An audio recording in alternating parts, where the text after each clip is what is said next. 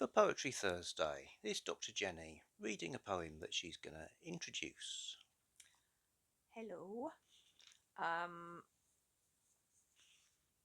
I read a lot of poetry. I try to make sure I read at least 3 poems a day.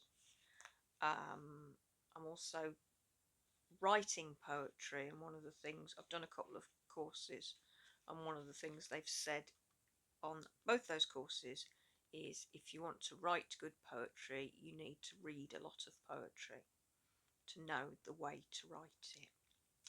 And this is a book, comes from a book called Space Baby, and the poet's name is Suzannah Evans, published by what they call Nine Arches Press, which is a small poetry press.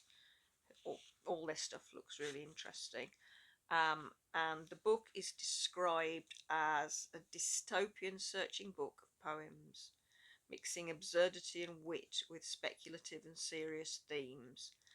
And that's why I bought it, because the review I read of it said it's poetry about the now and climate catastrophe, and it's also about the possible future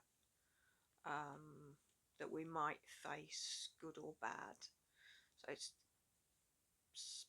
speculative fiction poetry.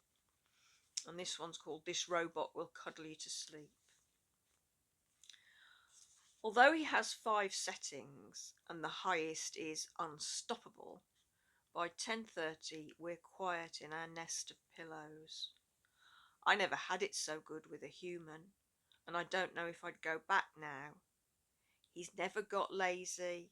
He holds me as long as I want. They made his skin just right, soft and salt, not staticky or plastic.